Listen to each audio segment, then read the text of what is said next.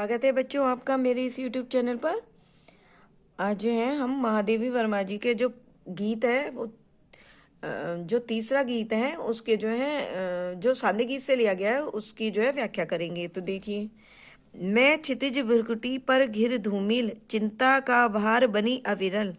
यानी इन पंक्तियों में कवित्री बदली से जीवन का साम्य प्रदर्शित करते हुए कहती है, यानी जीवन की जो है समानता प्रदर्शित करते हुए कहती हैं। मैं क्षितिज भ्रुकुटी पर घिर धूमिल, चिंता का भार बनी अविरल।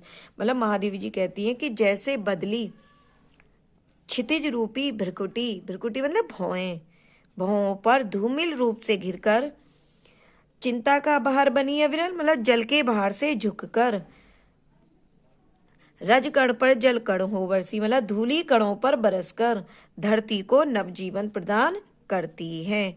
नवजीवन अंकुर बन निकली और उसके द्वारा मतलब बरसाए गए जल के कारण धरती में पड़े हुए बीजों से अंकुर फूट पड़ते हैं। तो महादेवी जी कहती हैं कि उसी प्रकार मैं भी अपने जीवन में निरंतर चिंता का भार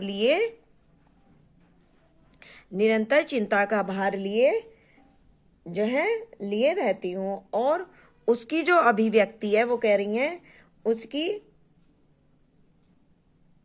उसकी अभिव्यक्ति मेरी भौएं कर देती हैं। मतलब मेरी क्षितिज रूपी भ्रुकुटी पर चिंता सदैव बनी रहती है, और उसी चिंता के कारण वो कह रहे हैं, उसी चिंता के कारण मेरी आंखें बरसने लगती हैं। और जिससे क्या होता है, जिससे वो कह रही हैं जब आंखें बरसने लगती हैं तो जिससे चिंता का जो वो भार है वह जो है हल्का हो जाता है। नवजीवन अंकुर बन निकली और मुझ में नवजीवन का संचार होने लगता है।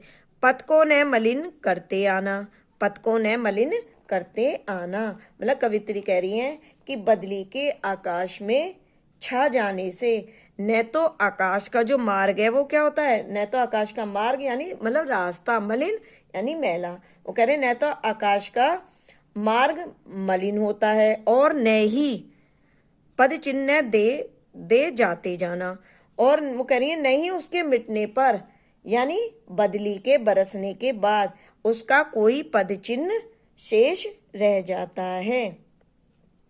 सुधी मेरे आगम की जग में सुख की सिहरन हो अंत किली, बल्कि वो क्या कह रही है, बल्कि उसके आगमन यानी आने की स्मृति मात्र,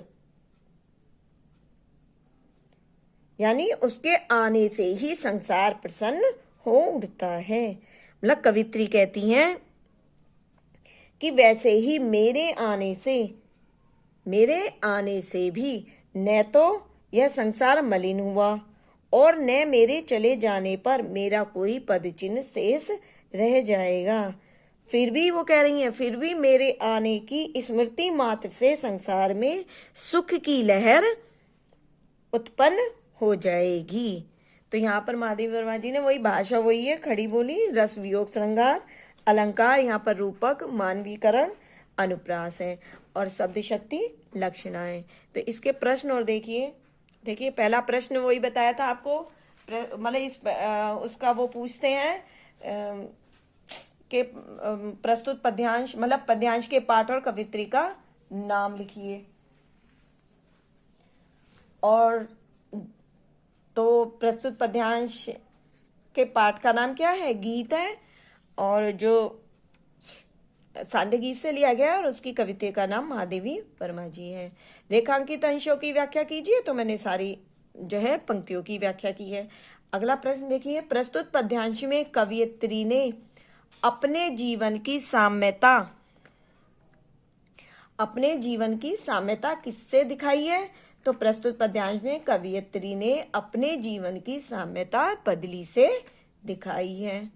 दूसरा प्रश्न देखिए, इसमें अपने चिंता के संदर्भ में कवित्री ने क्या कहा, तो अपनी चिंता के संदर्भ में कवित्री कहती हैं कि मेरी क्षितिज रूपी भ्रुकुटी पर चिंता सदैव बनी रहती है और उसी चिंता के कारण मेरी आंखें बरसने लगती हैं, जिससे क्या होता है, जिससे चिंता का वह भार हल्का हो जाता है और उनमें नवजीवन का संचार हो जाता है।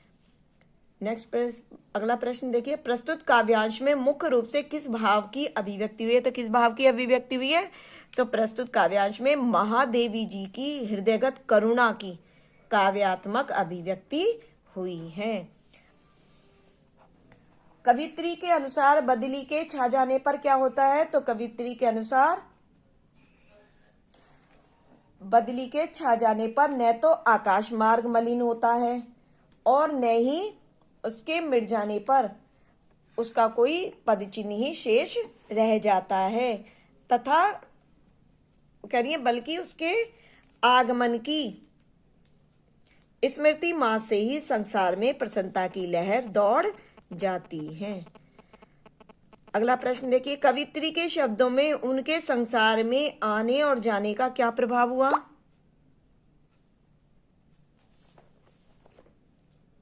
कवित्री के शब्दों में उनके संसार में आने और जाने का क्या प्रभाव हुआ? तो कवित्री के शब्दों में उनके संसार में आने से न तो संसार मलिन हुआ और न ही उनके चले जाने पर उनका कोई पद चिन्ह शेष रह जाएगा। मतलब कवित्री के शब्दों में वो कह रही हैं उनके संसार में आने से न तो संसार मलिन ही हुआ और न ही उनके चले जाने पर उनका कोई पद चिन्ह शेष रह जाएगा। कवित्री के आने की स्मृति मात्र से संसार में क्या होगा? तो कवित्री के आने की स्मृति मात्र से ही संसार में उल्लास की लहर उत्पन्न हो जाएगी। बच्चों, अगर मेरी वीडियो पसंद आई हो तो इसे लाइक करिए, शेयर करिए और सबसे ज़्यादा सब्सक्राइब करिए। कमेंट्स भी करना न भूलें, कमेंट्स भी करते रहिए। धन्यवाद।